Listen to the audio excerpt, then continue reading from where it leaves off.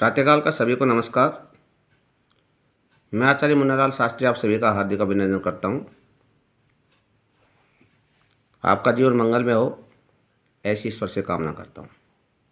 प्यारे बच्चों, हमारा पाठ चल रहा है, पाठ संख्या 2, राम लक्ष्मण परशुराम संवाद, जिसके कवि हैं तुलसीदास जी।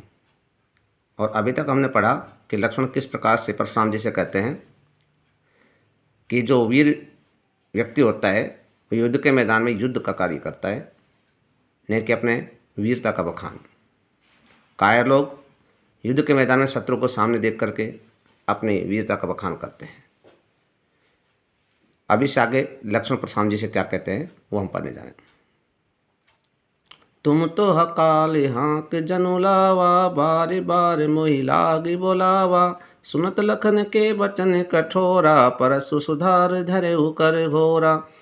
अब जनि दे दोष मोहि लोगो, कटुबादी बालक बद जोगो। बाल बिलोक बहुत में बाचा, अब येहू मरनिहार भाषाचा।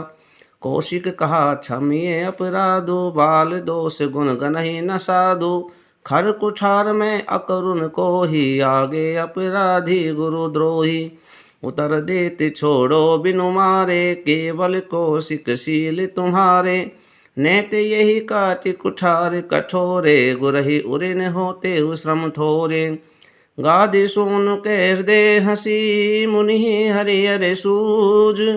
अय में खांड न ऊख में, अजौ न बूझ अबूझ। सियावर राम जय जय राम, अवधपति राम जय जय राम। बोलो सियावर रामचंद्र की जय।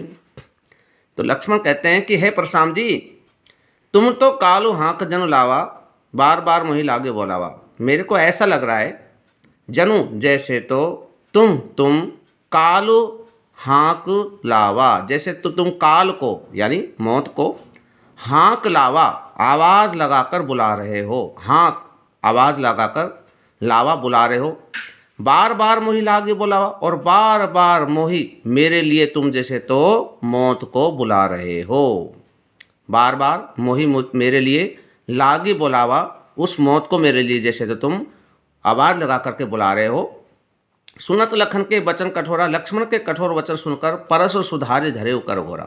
परसु परशुराम जी ने सुधारी अच्छी तरह से धरे धारण कर लिया, कर अपने हाथ में घोरा भयंकर परशु फरसे को। यहाँ परशु शब्द के दो अर्थ है, एक तो परशुराम जी और दूसरा है फरसा। तो परशुराम जी ने सुधारी अच्छी तरह से यानी कि बढ़िया तरीके से धरे धारण कर लिया, कर अपने हाथ में परशु घोरा भयंकर फरसे को। अब जनी दे दोष मोहि लोगु, कि लोग अब चाहे मुझे कितना भी दोष दें। कटुवादी, कटु बोलने वाला, कड़वा बोलने वाला बालक को, यह जो बालक है बध जोगु, वध करने के योग्य है। अब लोग चाहे मुझे दोष देते हैं तो दे। बाल बिलो की बहुत में बाँचा, बाल बिलो की बच्चा समझ करके, बिलो की देख करके बहुत में बाँचा, मैंने इसको बहुत बचाया। अब यह हो मरनिहार भां साचा, अब यह मरनिहार मरने के योग्य ही है। भां साचा प्रतीत हो रहा है, भां का मतलब प्रतीत हो रहा है, साचा सच में। अब ये सच में ही मुझे यह बालक जो है मरनिहार मरने के योग्य ही प्रतीत हो रहा है, मरने के योग्य ही लग रहा है। कौशिक कहा, कौशिक विश्वामित्र जी ने कहा, विश्वामित्र जी ने परशुराम जी से कहा, क्षमिए अपराधु, हे परशुराम जी आप इसका अपराध क्षमा कर दे। बाल दोष गुण गनहि ने साधु, साधु सज्जन लोग जो होते हैं वो बाल बच्चे के दोष, उसके दोषों को, गुण और उसके गुणों को न गनहि गिनते नहीं हैं, उनकी गणना नहीं करते।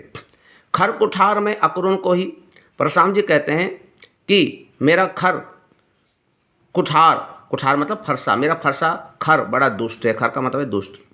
मैं अकरुण और मैं करुणा से रहित हूँ, मैं दया से रहित हूँ।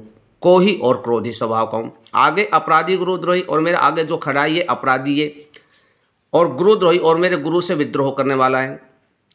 उतर देत छोड़ो बिनु मारे, अब तक मैं इसको छोड़ रहा था, बिना मारे इसको छोड़ रहा था, और ये मेरे को उत्तर दे रहा था, बार बार जवाब दे रहा था, और मैं इसको बिना मारे छोड़ रहा था। क्यों?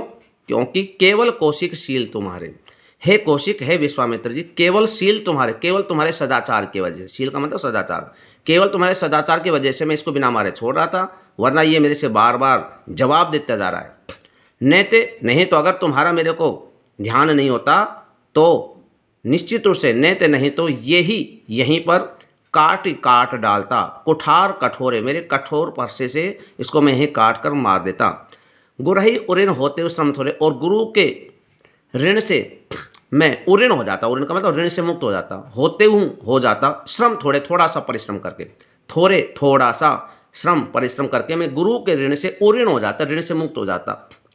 गादि सुन के हृदय हंसी, मुनि हरि हरे सूझ। गादि सुनो, परशुराम विश्वामित्र जी, गादि सुनो शब्द का मतलब है विश्वामित्र जी।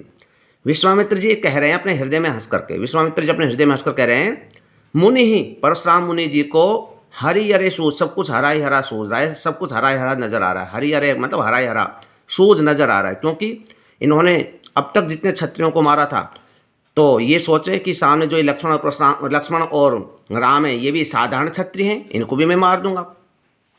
और इनको ये नहीं पता अयमय खांड, ये जो खांडा है, खांड का मतलब खांडा, खांडा मतलब तलवार, ये जो तलवार है ये अयमय लोहे की बनी हुई है। यह तलवार राम और लक्ष्मण रूपी जो तलवार है ये तो लोहे की बनी हुई है, ना ऊँख में, ये गन्ने की बनी हुई नहीं है कि जिसको कोई भी मतलब खा जाएगा। मतलब अजहूँ ना बूझ अबूझ, अजहूँ अब भी ना बूझ अबूझ, ना बूझ समझ नहीं रहे और अबूझ और अज्ञानी बने हुए हैं, जो कि इस बात को समझ ले रहे कि रामचंद्र जी सामने जिसने धनुष तोड़ा है, शंकर भगवान के धनुष को जिसने तोड़ा है वो साधारण व्यक्ति तो हो ही नहीं सकते, और अभी भी ये अबूझ बने हुए, अनजान बने हुए हैं। ये इनकी कैसी मूर्खता की बात है, और इनको तो अभी भी सामने राम लक्ष्मण जो है साधारण क्षत्रिय नजर आ रहे हैं, इनके बात समझ में नहीं आ रही है, तो ये सरासर गलत है।